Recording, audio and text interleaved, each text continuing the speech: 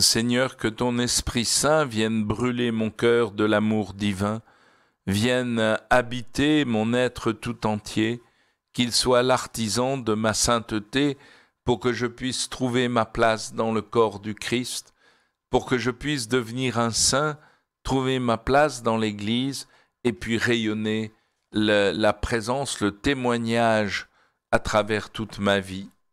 Ô Seigneur, que ton esprit prenne toute la place dans mon cœur, dans ma vie. Ô Seigneur, envoie ton esprit.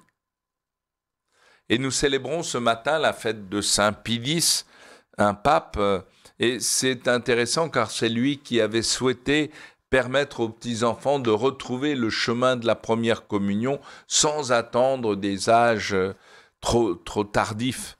Et en même temps, c'est à cause de cela que la confirmation, elle est passée un peu par pertes et profits et a commencé à se faire beaucoup plus tard. Et aujourd'hui, il faut qu'on retrouve le dynamisme des sacrements de l'initiation, baptême, confirmation, Eucharistie. Alors je vous lis les versets du chapitre 22e de Saint Matthieu, les versets 34 à 40. En ce temps-là, les pharisiens, apprenant que Jésus avait fermé la bouche aux Sadducéens, se réunirent et l'un d'entre eux, un docteur de la loi, posa une question à Jésus pour le mettre à l'épreuve.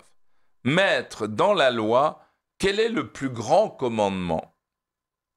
Jésus lui répondit, « Tu aimeras le Seigneur ton Dieu de tout ton cœur, de toute ton âme et de tout ton esprit. Voilà le premier commandement. Et le second lui est semblable, tu aimeras ton prochain comme toi-même. De ces deux commandements dépend toute la loi ainsi que les prophètes. » Alors, on nous dit que les pharisiens qui viennent d'apprendre que Jésus avait cloué le bec aux Sadducéens, c'est-à-dire à tous ceux qui pensaient qu'il n'y avait pas de résurrection des morts, à la mort tout était fini, terminé, on est mis dans la terre et c'est fini. Eh bien, ils se réunirent et l'un d'entre eux, un docteur de la loi, posa une question à Jésus, mais malheureusement, c'est pour le mettre à l'épreuve. C'est pas pour demander à Jésus d'éclairer sa conscience, d'illuminer un point difficile du chemin vers Dieu. Non, c'est pour le mettre à l'épreuve. Il lui dit, « Maître, dans la loi, quel est le plus grand de tous les commandements ?»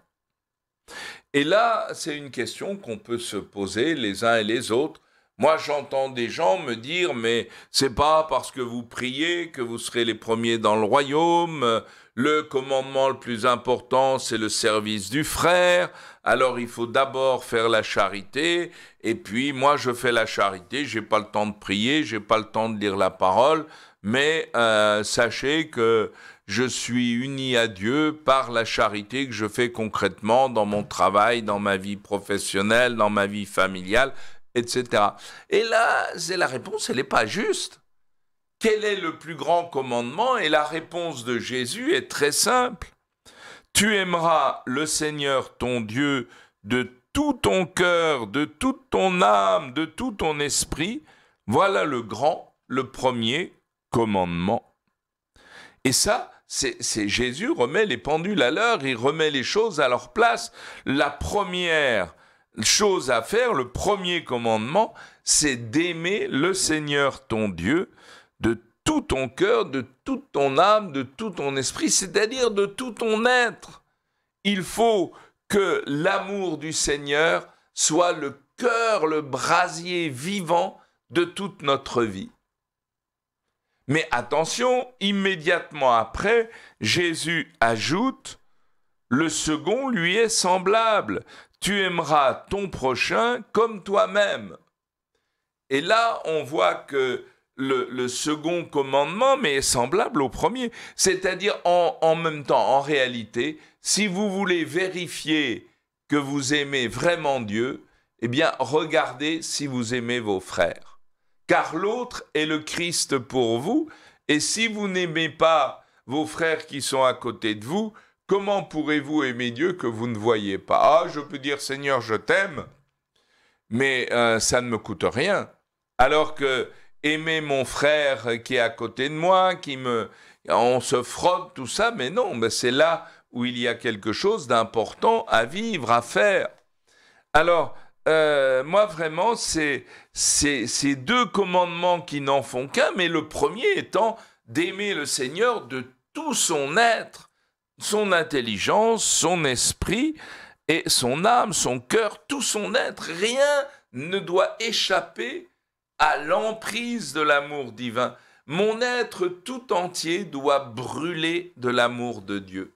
Et Saint Paul nous le dira quand nous dit « L'amour de Dieu a été répandu en nous, dans tout notre être, par l'Esprit Saint qui nous a été donné. » Mais encore faut-il que nous puissions rayonner cette présence de l'Esprit Saint d'instant en instant, éternellement. Alors ça, c'est quelque chose d'extrêmement important.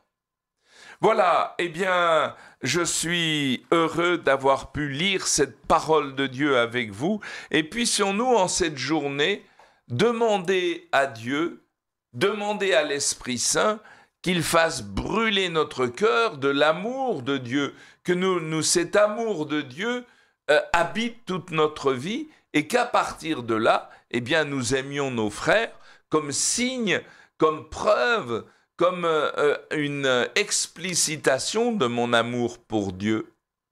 Et là, je pense que c'est terriblement exigeant de vérifier, de rendre vrai l'amour de Dieu dans nos cœurs par l'amour de nos frères. Et je vous avoue que dans ma vie, j'ai rencontré quelques personnes qui, je pense, arrivaient à une sorte de plénitude de sainteté, mais ce qui m'a toujours frappé, c'est qu'elles étaient habitées par l'amour de Dieu, et en même temps, quand on les rencontrait, elles étaient totalement disponibles pour nous le temps qu'on passait ensemble. Dans l'instant présent, elles vivaient pleinement de l'amour du frère, et en même temps, on sentait l'amour de Dieu qui rayonnait de toute leur vie. Et voilà, c'est ça le premier des commandements, l'amour de Dieu qui a envahi ma vie et qui rayonne dans toutes les rencontres de ma vie quotidienne, mais dans l'instant présent.